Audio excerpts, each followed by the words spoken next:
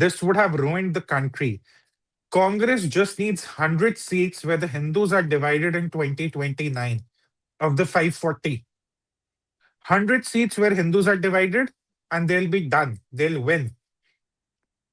फिर तुम्हारा communal violence bill भी आएगा, तुम्हारा वक्फ भी आएगा, तुम्हारा माइनॉरिटी सब कोटा भी आएगा.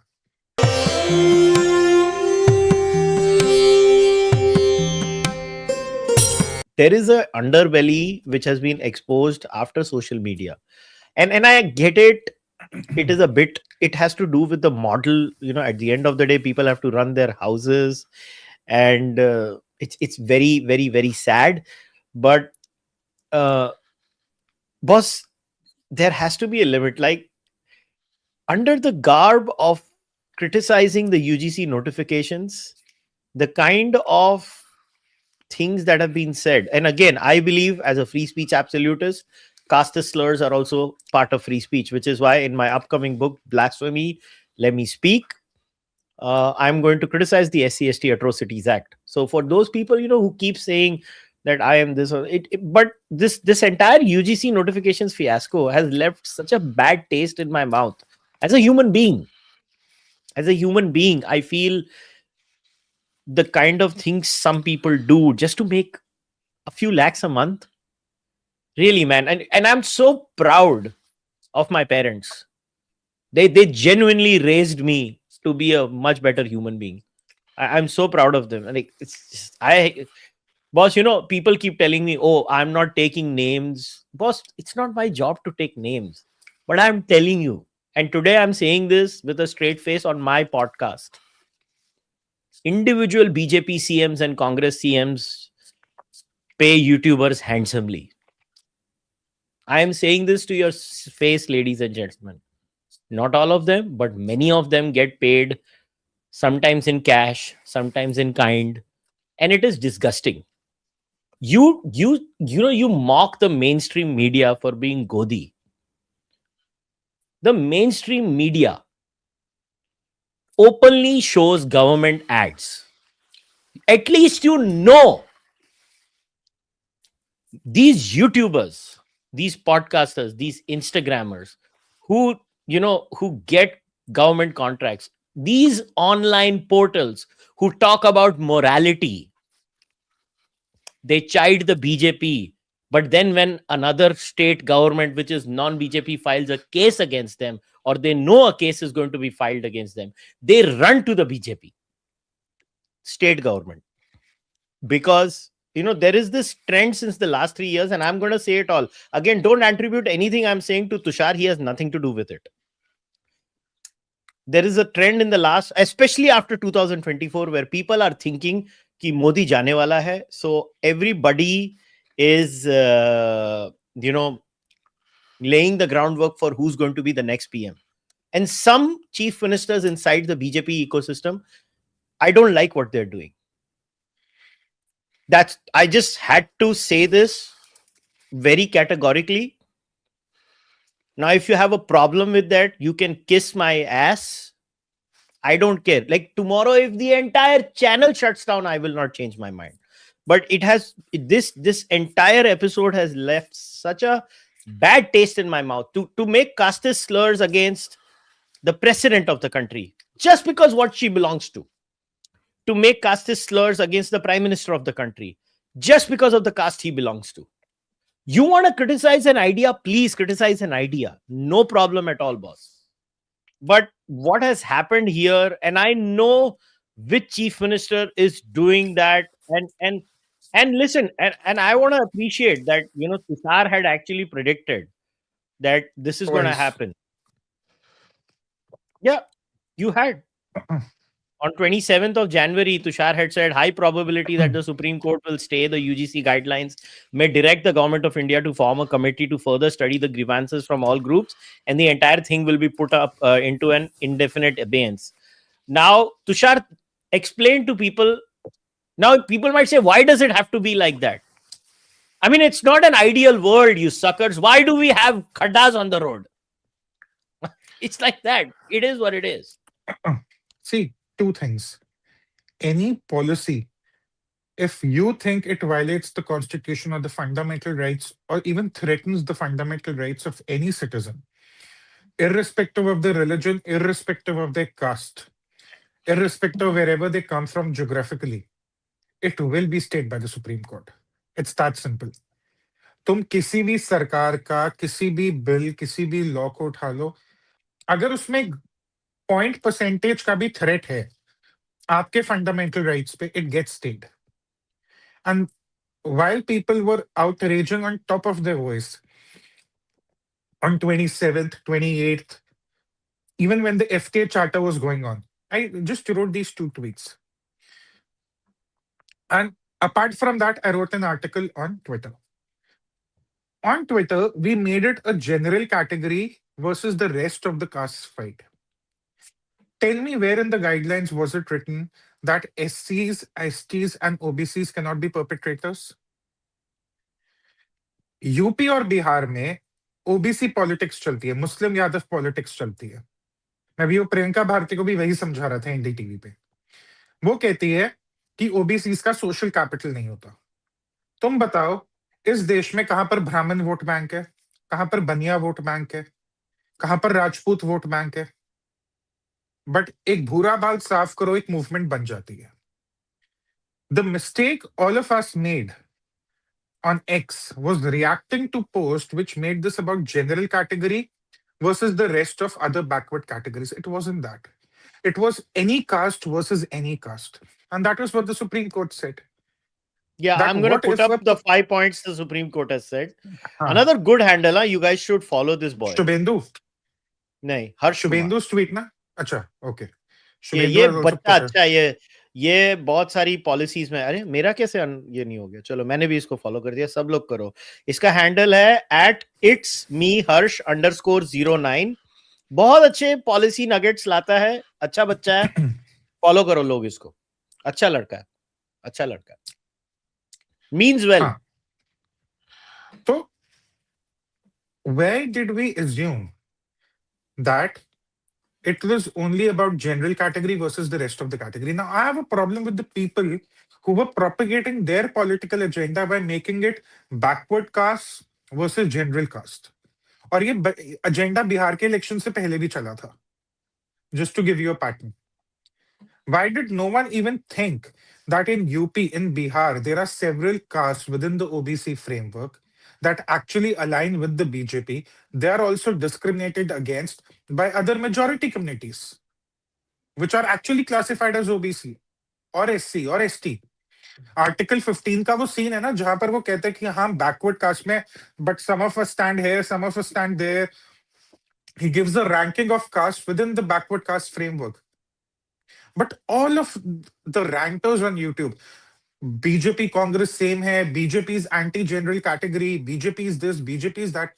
Bhai, what if the discrimination comes from a caste within the backward caste for a caste within the backward caste? And that is what the Supreme Court said. Then, combining with this remark, the Supreme Court observed that we are not bothered by the general category complaints. Now, did that mean that they were not bothered by the outrage? Or did it mean that they were looking at the 2012 regulations, the guidelines, and therefore they did not see a redressal mechanism necessary for the general category? I'll leave it to the reader's imagination.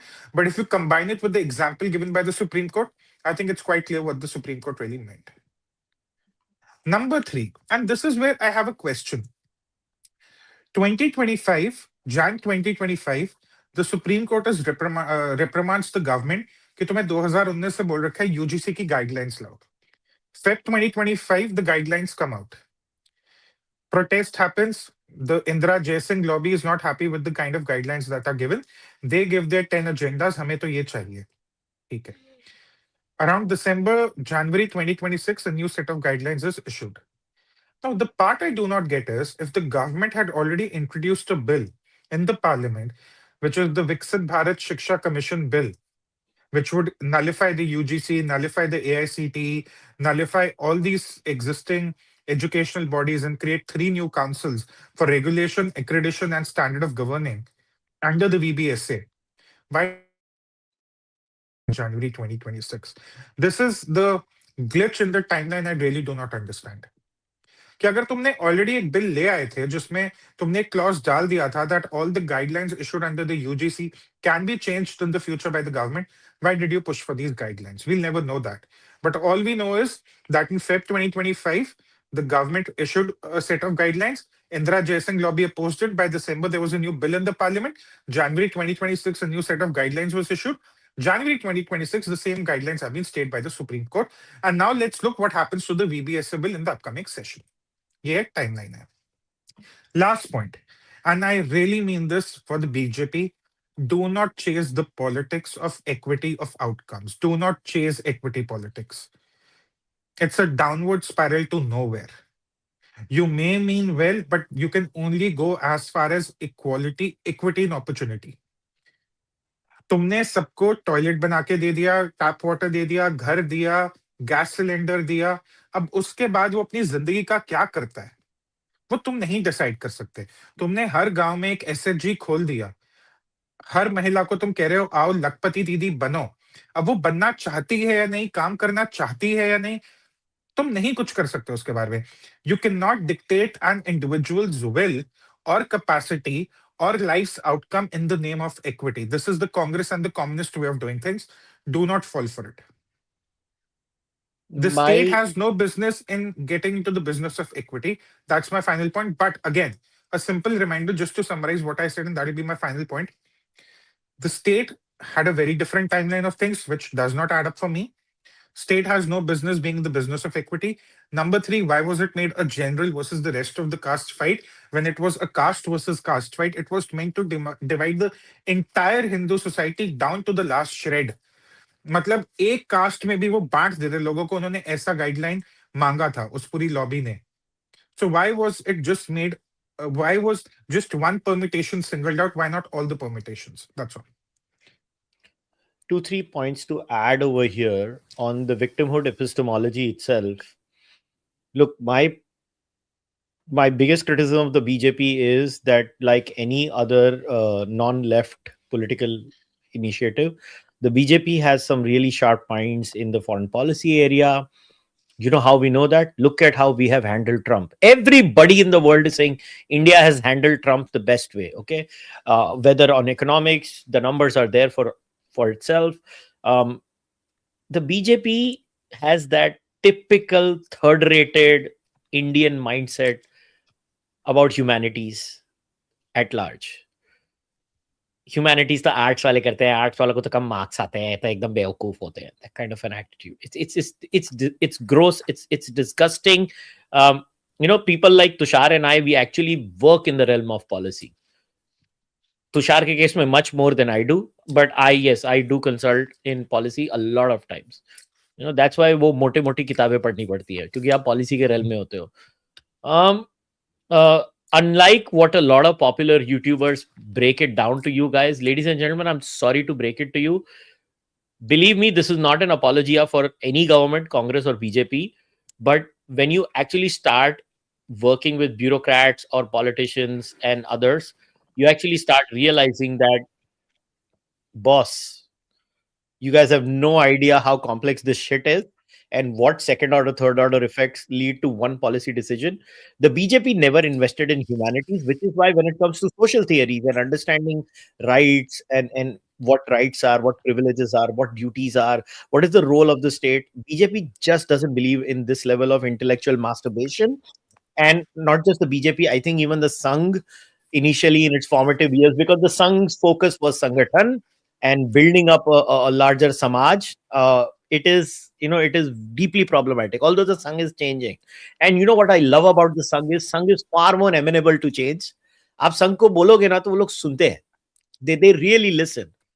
But the BJP has really messed up in the humanities department, which is why every time there is a Supreme Court directive or there is an attempt from one of these institutions inside the government tantra that largely fall into humanities, especially social theorizing, they always fall back to these crazy kooks. It is so disgusting what the BJP does. And people like me who have been in touch with these people for the last 16 years have been constantly telling them, at least now in the history department, They have, people like Vikram Sampath, who is given some respect. I think not even 1% of what Vikram deserves, but some respect.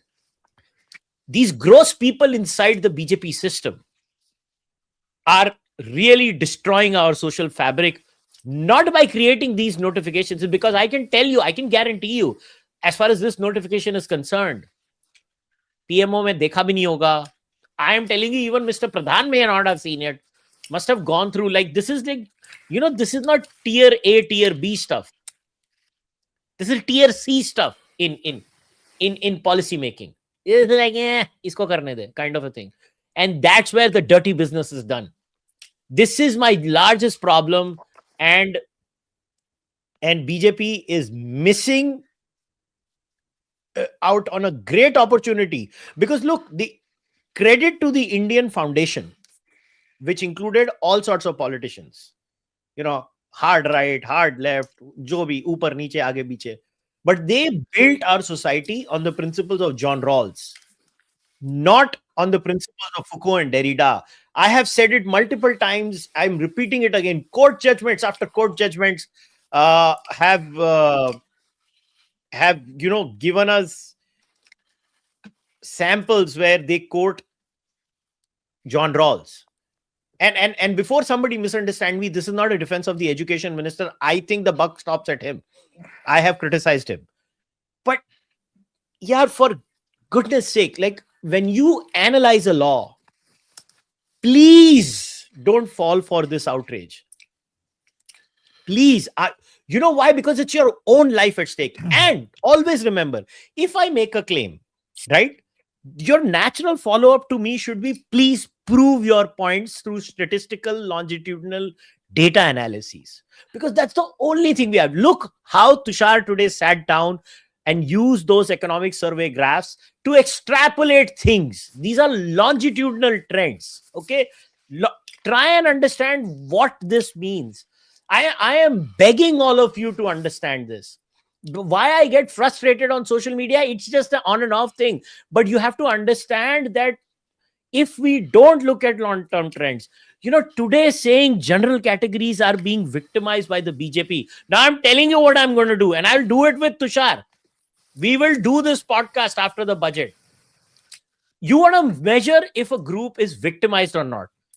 The first thing that should come to your mind is, how do I define it? Like, I'll start with defining victimization. I will define it in and then I'll measure it. How do I measure it? I will measure it in economic terms, social terms, multiple terms, their representation in society, their representation in different areas. And then you apply it to every caste category or subcategory that you want to. And I am guaranteeing you, when I come out with these numbers, decade after decade, year after year, you are going to be embarrassed, YouTubers who are peddling this narrative. And I know my voice will be drowned on social media. I have no delusion. My voice will be drowned. I will be called all sorts of slurs, casteist slurs. It doesn't bother me. I'm thick-skinned. But I can guarantee you this narrative makes no sense. You know what? On this podcast, people who follow me regularly know I oppose OBC reservations, EWS reservations. I oppose draconian regulations in the SC/ST Atrocities Act. But my answer is because A, OBC is not defined properly. I have said I oppose OBC reservations with a podcast with Arvind Kumar, who is a real serious PhD scholar, and he comes up with good long-term papers.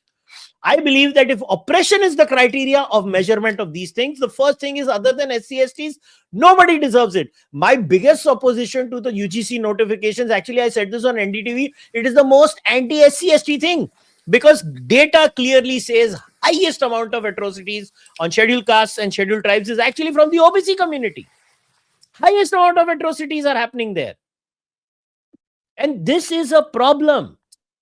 So, you calling me names, anyone names, is not going to change the reality. The UGC notifications can be bad and general categories are not victimized, can be real at the same time. Stop using anecdotes to reach larger conclusions. You just sound like a dumbass. And I have no patience for dumbass. sis. And no, you know, कोई आके मेरे को बोल देगा मुझे बुला तेरे platform पे, अबे तू कौन है? You who thinks I have spare time to debate you, you have not earned that right. Write a book, robust data, लिखो, डिबंक करो, अच्छे से लिखो, जैसे तुषार लिखता है उसके सबस्टैक पे, I will talk to you. But if you think making a few jokes on social media, abusing me, gives you the right for my time, go fuck yourselves. That's all I wanted to say. Anything else? Tushar. No, I think the whole episode just sums it up pretty well. And abhi aaj pe ho raha tha, I was on an NDTV debate. And look at how caste politics optics works. A DMK spokesperson, Sarvanan, he says that why is BJP not registering a case against someone who said that the education minister should be kicked? Understand, even when you're of the same ideology, there are people out there who want to weaponize this entire caste politics in the name of optics and threaten you. And I just posted this tweet also, and people are saying, "Oh, you also probably want the action to be taken." पागल वागल हो गया? हम क्या कह रहे हैं? तुम क्या समझ रहे हो? There are parties who want to weaponize the divisions between Hindu. One party spokesperson was dumb enough to actually say it when she said fake cases should be filed against upper caste people. If and there is one article I'll request you to put it up. I've just shared with you the one I wrote on X. Please, and this was written before the Supreme Court stated the guidelines. This is what the guidelines would have done. You think it's about a university campus? No. This would have ruined the country. Congress just needs 100 seats where the Hindus are divided in 2029 of the 540. 100 seats where Hindus are divided and they'll be done. They'll win. फिर तुम्हारा communal violence bill भी आएगा, तुम्हारा वक्फ भी आएगा, तुम्हारा minority सब कोटा भी आएगा. The part I really do not understand, I have 10 problems with the BJP. This is where I sort of call out the UGC guidelines as policy wokeism in this article. It doesn't support the guidelines, it actually is against it. I hate policy wokeism of the BJP, if there is any. But to say that I want a Congress government because one policy move is bad. Boss, bad policies can be reversed, but what you see, the difference between India and China today is the cost of having a set of coalition governments for a decade and then having UPA for a decade. So be very careful what you wish for. BJP gives political stability. The markets believe in that political stability. Me and Kushal, we might be lying. Fair enough. You see how the markets react to a Congress win versus how the markets react to a BJP win.